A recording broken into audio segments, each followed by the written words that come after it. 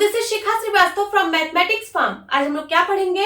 आज हम लोग class 7 chapter 10 that is algebraic expressions में एक्सरसाइज 10.1 का क्वेश्चन नंबर 4 सॉल्व करेंगे।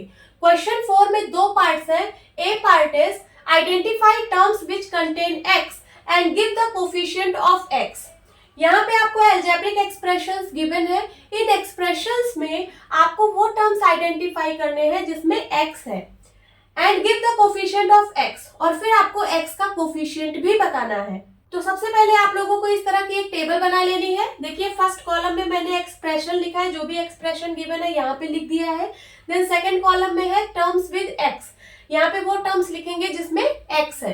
देन थर्ड कॉलम में है कोफिशिएंट ऑफ x का जो भी कोफिशिएंट होगा वो हम इस कॉलम में लिखेंगे। तो चलिए सॉल्व करते हैं। फर्स्ट एक्सप्रेशन है y square x plus Y. इस एक्सप्रेशन में दो टर्म्स है, पहला टर्म है y स्क्वायर x और दूसरा टर्म है y। ठीक है, यहाँ पे हमें ऐसा टर्म लिखना है जिसमें x हो। तो कौन से टर्म में x है? इस वाले टर्म में। तो यहाँ पे लिख दीजिए ये वाला टर्म y स्क्वायर x। अब यहाँ पे आपको x का कोफिशिएंट लिखना है। x का कोफिशिएंट मींस x के साथ जो क्वांटिटी मल्टीप्लाई हो रही है वही होगा x का कोफिशिएंट। तो यहाँ पे देख लीजिए x के साथ कौन सी क्वांटिटी मल्टीप्लाई हो रही है? y square. ठीक है, तो x का कोफिशिएंट होगा y square. Now second expression 13y square minus 8yx। इस एक्सप्रेशन में टू टर्म्स है, पहला टर्म है 13y स्क्वायर और दूसरा टर्म है माइनस 8yx। ठीक है, तो आपको ऐसा टर्म लिखना है जिसमें x हो। तो देखिए इस वाले टर्म में x है तो लिख लीजिए माइनस 8yx। ठीक है, अब आपको x का कोफिशिएंट बताना है। तो x के साथ जो भी क्वांटिटी मल्टीप्लाई हो रही है वही होगा x का कोफिशिएंट। तो देखिए x के साथ क्या मल्टीप्लाई हो रहा है? Minus 8y। ठीक है, तो यहाँ पे x का कोफिशिएंट है minus 8y। Now third expression x plus Y plus 2। इस एक्सप्रेशन में थ्री टर्म्स है, पहला टर्म है x, दूसरा टर्म है y और तीसरा टर्म है 2। आपको वो टर्म लिखना है जिसमें x हो। तो देखिए वो टर्म क्या है? वो टर्म है x। अब आपको x का कोफिशिएंट लिखना है। x का कोफिशिएंट मींस x के साथ जो क्वांटिटी मल्टीप्लाई हो रही है, तो यहाँ पे x के साथ क्या मल्टीप्लाई में है? 1, तो इसका कोफिशिएंट होगा 1। Now fourth expression 5 plus z plus zx। इस एक्सप्रेशन में थ्री टर्म्स है, पहला टर्म है 5, दूसरा टर्म है z और तीसरा टर्म है zx। आपको वो टर्म लिखना है जिसमें x हो, तो वो टर्म क्या है? zx। ठीक है, अब x का कोफिशिएंट यहाँ पे लिखना है। x का कोफिशिएंट क्या है? z है, लिख दीजिए। Now fifth expression 1 plus x plus xy। इस एक्सप्रेशन में थ्री टर्म्स है, पहला टर्म है 1, दूसरा टर्म है x और तीसरा टर्म है xy।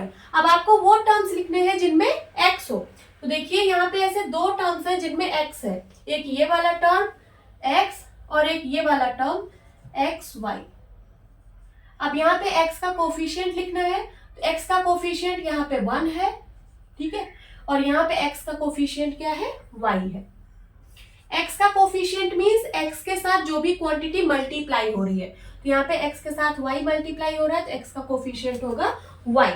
Now sixth expression 12xy square plus 25। इस एक्सप्रेशन में टू टर्म्स है, पहला टर्म है 12xy स्क्वायर और दूसरा टर्म है 25। आपको वो टर्म लिखना है जिसमें x हो, तो वो टर्म है ये वाला, लिख लीजिए 12xy स्क्वायर। अब यहाँ पे कोफिशिएंट ऑफ x लिखना है। तो देखिए x का कोफिशिएंट क्या है? मींस x के साथ क्या मल्टीप्लाई हो रहा है? तो 12y स्क्वायर, 12y स्क्वायर ये होगा x का coefficient. Now seventh expression 7x plus xy square. इस एक्सप्रेशन में टू टर्म्स है, पहला टर्म है 7x और दूसरा टर्म है xy स्क्वायर। आपको वो टर्म्स लिखने हैं जिनमें x हो। तो यहाँ पे देखिए दोनों टर्म्स में x है, लिख लीजिए 7x और दूसरा टर्म है xy स्क्वायर। ठीक है, x का कोफिशिएंट यहाँ पे है 7 और यहाँ पे x का कोफिशिएंट है y square. Now B part identify terms which contain y square and give the coefficient of y square. देखिए यहाँ पे आपको एक्सप्रेशंस गिवन है। इन एक्सप्रेशंस में आपको वो टर्म्स आइडेंटिफाई करने हैं जिसमें y स्क्वायर हो और फिर आपको y स्क्वायर का कोफिशिएंट बताना है। तो चलिए सॉल्व करते हैं। First expression is 8 minus X Y square. इस एक्सप्रेशन में टू टर्म्स है, पहला टर्म है 8 और दूसरा टर्म है -xy²। आपको वो वाला टर्म लिखना है जिसमें y² हो, तो वो टर्म है ये वाला, ठीक है। तो -xy²। अब y² का कोफिशिएंट लिखना है। y² का कोफिशिएंट मींस y² के साथ जो भी क्वांटिटी मल्टीप्लाई हो रही है वही होगा y² का coefficient.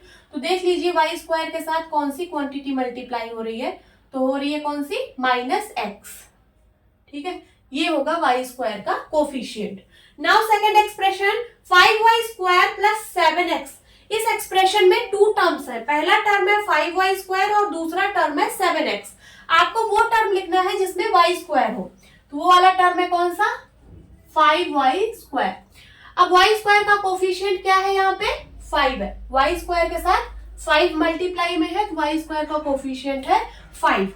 Now third expression 2x² y -15xy² + 7y²।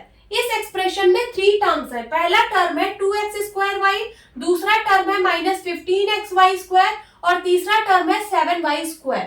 आपको वो टर्म्स लिखने हैं जिसमें y² हो, तो देख लीजिए यहाँ पे y² इस वाले टर्म में भी है और इस वाले टर्म में भी है, दो टर्म्स में यहाँ पे y² है, तो यहाँ पे हम दो टर्म्स लिखेंगे, पहला टर्म -15xy² और दूसरा टर्म है 7y², ठीक है। अब यहाँ पे कोफिशिएंट लिखना है y² का, तो y² के साथ कौन सी क्वांटिटी यहाँ मल्टीप्लाई में है, -15x होगा y² का कोफिशिएंट, और यहाँ पे y² का कोफिशिएंट है 7। नोट डाउन कर लीजिए। होप स्टूडेंट्स आपको ये क्लास अच्छी लगी होगी। मिलती हूँ अपनी नेक्स्ट वीडियो में, तब तक के लिए bye bye and take care.